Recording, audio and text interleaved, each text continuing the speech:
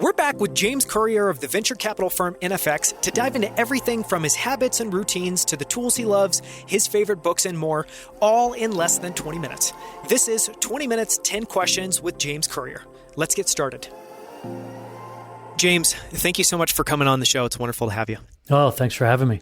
So this should be a lot of fun. We try to keep these conversations to 20 minutes, so they're a little bit faster paced, and we'll ask you the same 10 questions that we ask every guest. Are you ready? I'm ready. So the first question is, what have you been excited or fascinated about recently? Recently, I have been fascinated with the concept of bonding curves, which are the ways in which you draw nodes into any network.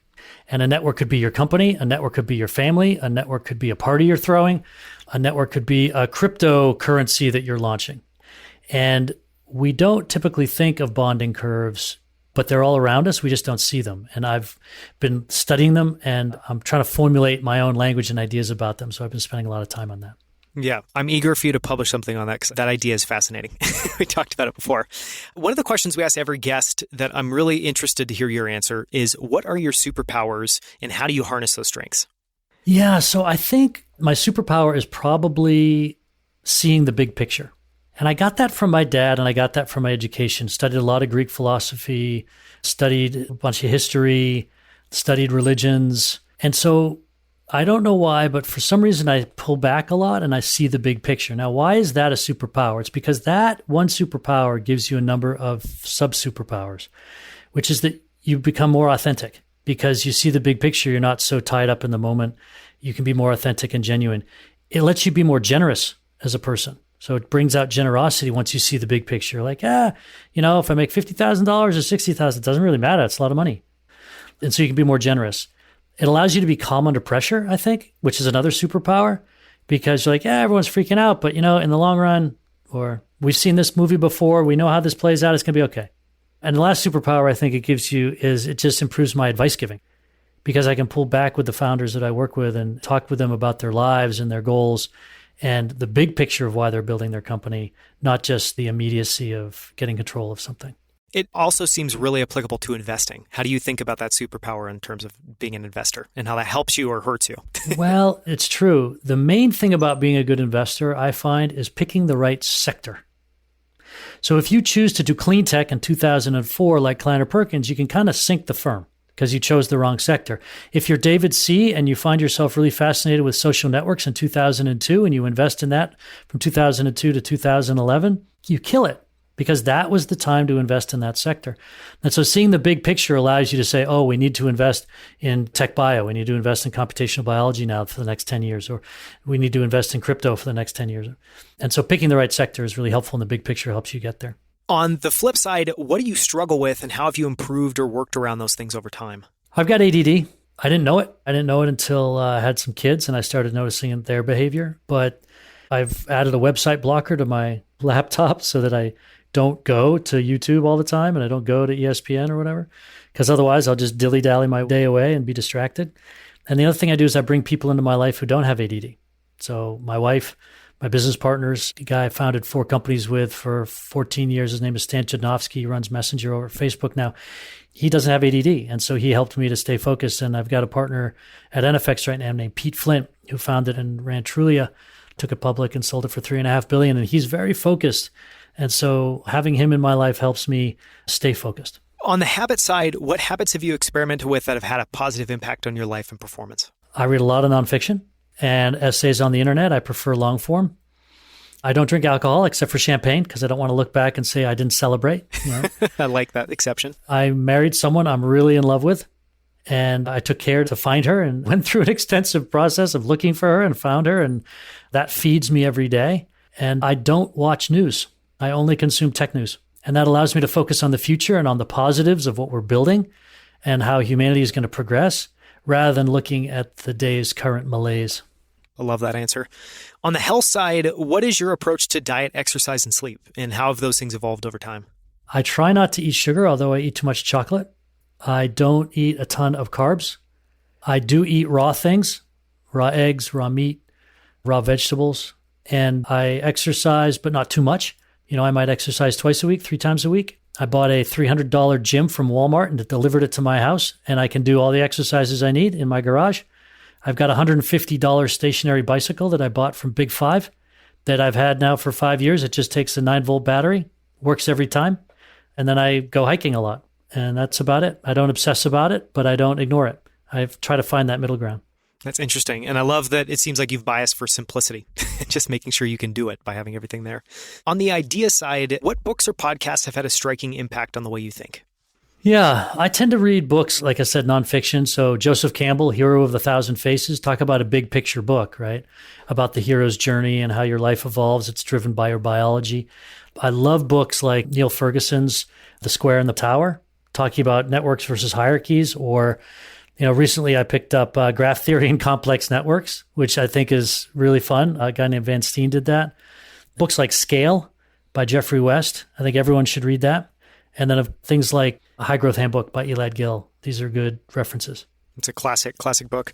I'm going to add in one question. So we're technically going to ask you 11 questions. But this question I have to ask, which is one resource that you have on your site that is incredible, is an article called Your Life on Network Effects. Can you talk about what is in that article and why you think it's been so interesting and well received by people that have read it? Yeah, so I've been studying network effects now for 16 years. And that has allowed, through the lens of startups and building large companies, and that has allowed me to basically think network. In an evolving group of discussions with people in their 20s, I'm now just into my 50s, they were amazed. Their eyes got incredibly wide when I started talking with them about the implications of thinking network, about who they date and who they marry, what jobs they take, what cities they live in, what cars they drive, all that sort of thing. They couldn't believe the clarity it was giving them to think network. And I realized that we had sort of walked into a new world of how to perceive the world. And so I wrote this article called Your Life on Network Effects. And it's been one of our more popular blog posts. And it lays out how you should think about your life through the lens of how networks affects you. So an example would be choosing a school that has a lot of people in it versus choosing a school that has the right professor for this thing you want to study. And choosing a school based on who the alumni are going to be, because that's going to affect you for the next 60 years. And so my son, my youngest son, having read the article, chose to go to the public school with 500 kids in his class versus going to the country club private school with only 80 kids in his class. I think he's been really happy with the decision.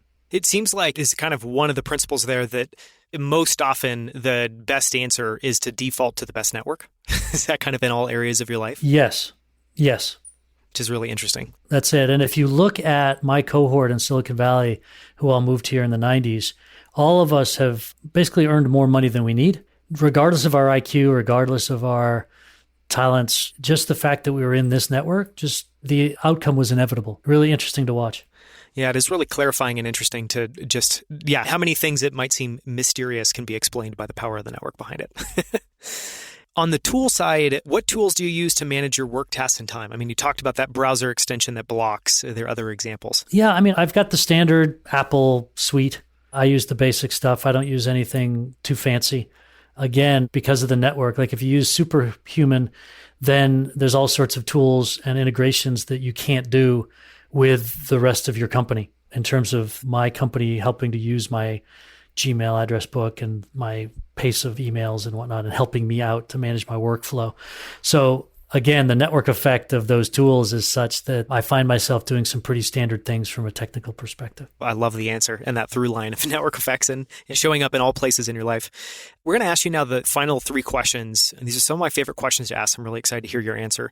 The first one is around success. And the question is just, what is your definition of success? Or how would you define and think about that for yourself? I think about it from sort of a Buddhist perspective, which is just being present and being in joy is success, and therefore it's available to anyone.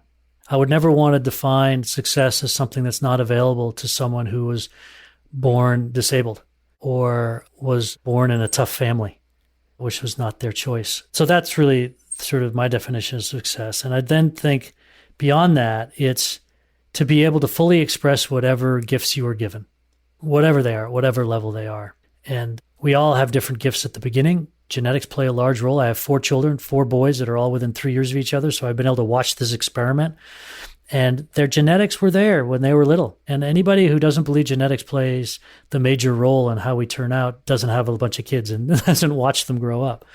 And we all get something different at the beginning. And success is fully expressing whatever you were given. It's a beautiful answer. My favorite answer to date. On the flip side, what is one of your favorite failures? And what we're trying to get out there is something that didn't work for whatever reason, but that taught you something valuable, propelled you in an interesting or better direction. I think the biggest failure that might be instructive for people is I started a healthcare software company called Jif, and we raised $68 million, and we only sold it for $150. And I consider that a failure because between 2011 and 2018, when this all took place, the opportunity cost of not doing something else was just massive. And getting into healthcare was the biggest mistake of my career. I had had a good career up until that point. Not in healthcare. I wanted to use technology to make a difference, to try to cure the biggest economic ill of our nation, the United States, by bringing software to it. And I think that was a good impulse, but I wouldn't recommend it. It's a thorny place to try to build something and make an impact. The ecosystem doesn't want you to make an impact and will fight you every step of the way. And I learned to be very skeptical when dealing with healthcare businesses, and that has propelled me into a better direction back toward payments and real estate and marketplaces and games and other things that are what we call more fast-moving water. It's fascinating, especially thinking about your answer of just the best thing you can do is just to choose the right industry. And so it seems like that's an counter example of that. And then the last question is super simple. Just what are you most grateful for in this phase of your life? I think my dad. My dad is 80 now, and I see all the things he did in my foundation that is now playing out. I left home at 13 to go off to a boarding school, but on scholarship, almost 100% scholarship. My dad was a carpenter and my mom was a music teacher, and we lived on a dirt road in New Hampshire, and we did not grow up wealthy by any stretch. And his education of me, his teaching of Greek mythology and philosophy to me, his exposure to me of European languages and the bigger, wider world and character and honesty and things that are not super popular in today's influencer world were things that he gave me. And those have been the most important things that I have learned. And that's the things I am most grateful to still have today.